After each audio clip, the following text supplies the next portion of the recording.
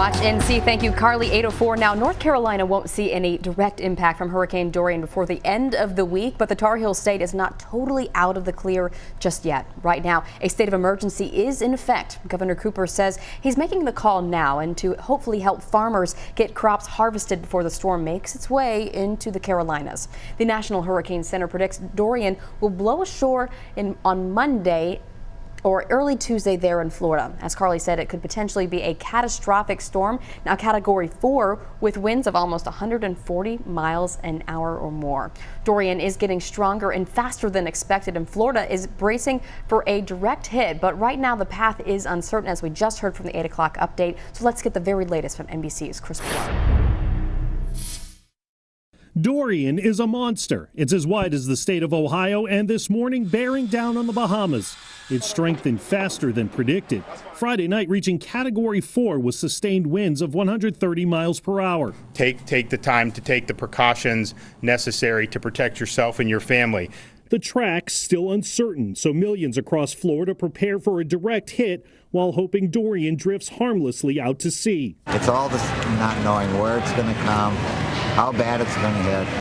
At airports across the state, flights are filling up. People hoping to leave Dorian behind are being met with long lines. We're going to be gone before it even thinks about hitting. Others are hitting the road and finding long lines there too. No gas? Okay, there. Tankers from out of state are bringing gas to stations that keep running out.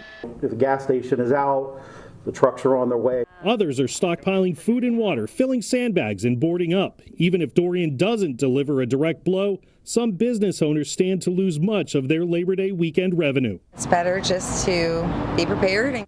Hurry up and wait. The reality for millions across the Southeast until Dorian arrives. Chris Palone, NBC News.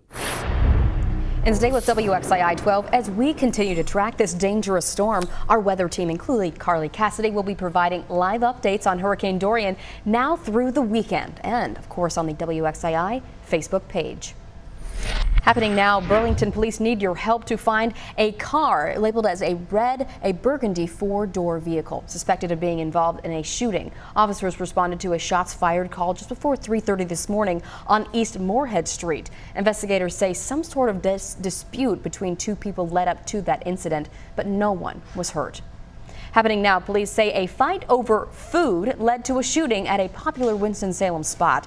This morning, Bolton Park is back open. But just after 5 last night, the park was packed with police. Officers say the initial call was for vulgar music. Officers learned several people who weren't invited to a private event showed up anyway, which led to a fight over food reportedly not being ready. And then gunfire. At the time, officers estimate more than 400 people were in the park, but no one was hurt. No word yet on arrests or if any charges will be filed. A man accused of killing 2 people in South Carolina wakes up this morning in the Davidson County Jail. Thomasville investigators say Ernest Bethel led them on a chase that ended in a crash. He's wanted in Columbia for killing 2 people and hurting 2 others about a week ago. Police say Bethel recently stole a car in Rowan County and was spotted in Thomasville. Officers chased Bethel until he lost control and crashed into 3 cars, hurting 4 people, including a child. Bethel ran off, but was caught not far from that crash site. He's expected to face more charges here in North Carolina. A high school football team officially dedicated this new season to Sincere Davis. The Page High School student was shot and killed back in March. Our Brandon Bates was at the game as Davis's parents led the team onto the field. Sincere Davis isn't absent from the Page High School football lineup because he pursued his plan to go to college and keep playing football. He's missing because he was shot and killed back in March. His principal was one of the first to the hospital that night. When we found out he had unfortunately passed away, it was a very somber, moment. Davis was once a star on this field. And now, on the very field where he played, his family stands hand in hand honoring his life and leading the team onto the field. Instead of retiring the number 26, his former teammates wear it. It feels like we're all family now. Each week, a different player will wear the number 26, someone who exemplifies who Davis was. Someone that would get along with every single person, and then incredibly talented student and athlete. While family and friends continue to mourn the loss of Sincere, the number 26 remains on the helmets and in the hearts of everyone at Page High School. His legacy will still go on.